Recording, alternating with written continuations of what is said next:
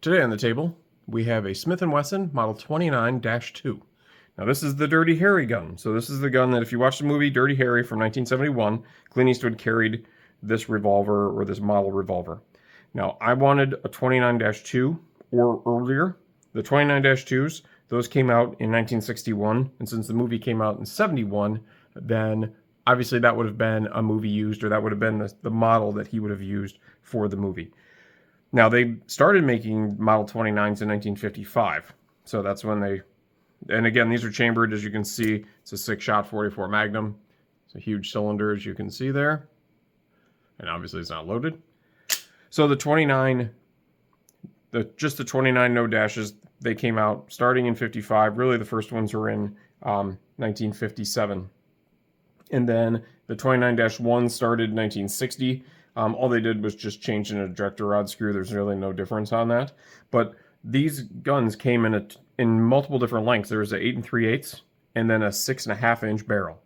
Now, starting in 1961, when these 29-2s came out, the year 1979 of the Model 29-2, they went from a 6.5 to a 6. So after 1979, you couldn't get 6.5s anymore. They were only 6.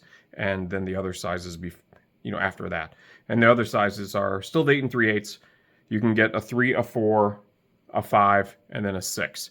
And then the 8 3/8. But they just got rid of the 6.5. Now, in the movie, if you watch any of the old Dirty Harry movies, or the old Dirty Harry movie, Clint Eastwood actually carries 2 different Model 29s. He carries this one, which is the 8 3/8, or he carries a 6.5-inch one. And you can tell that in the movie, because it's based on how the camera's facing him, just to make the gun look more menacing, or just to make sure it fits in frame better. You can tell by where the front sight is compared to right here, this piece right here. So if it's really far away, you'll be able to see that there. Then they're using the 8 3/8 one, and if the sight is much closer, then obviously he's using the 6.5-inch one. Now this has, obviously these really nice target hammers on it. I mean, it's just a fantastic hammer. And then this huge spoon, basically trigger. It's nice and smooth. It's like a big spoon. It's a fantastic trigger to have. I mean, the function on this is crazy. It's just a great gun. I've shot it a few times now since a previous video that I made. But yeah, a 29-2, if you have one, let me know.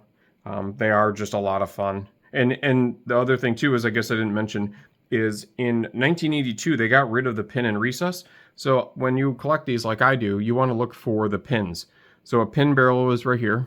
You can see that there. Trying to get a good angle of it so you can see the little pin in there. And what that means is when they put the barrel into the frame of the revolver, most of the new ones are just press fit in there. So if you don't see this pin, all the new Smith & Wessons, it's just a cheaper manufacturing process. They're still reliable. There's no issues. But it's just an extra step and an extra touch. Back in the day, they used to, when they would press fit these in there, they would pin them so that there was never a chance that it would move, which is really nice. And then the recessed cylinders. So here you can see the cylinders are recessed. You can see how there's just like a little groove in here. And what that means is that when you drop a round in here, the rounds actually fit flush. So if you were wrapping your finger over the top of this, all the rounds would be perfectly flush with the edge of the cylinder, as opposed to the non-recessed pistols or revolvers that you can get. And especially this one on any of these on a 29-3 or later, they will not have a recessed cylinder. It was an extra machining process to make the rounds fit flush. I think it's better. It looks cooler. But the more modern ones, and like a lot of other revolvers, the lip of the round actually sticks above the edge of the cylinder. So it's when you're looking, and if you're collecting and looking, even if it's just in a case, you're in a pawn shop, wherever you are, or you're looking online, if you can see the pin in the pictures and the recessed cylinders, I would recommend buying that one, no matter if it's a 29-2 or whatever Smith & Wesson model. If you are looking to start collecting, try to always find the pinned and recessed ones. And you can always look up online when they eliminated that. And there are some models that never had them. Like I think the Model 66 never had a pin and recessed cylinder. There's a few others that have been made since the 70s or very late 60s that never had a pinned and recessed cylinder on them.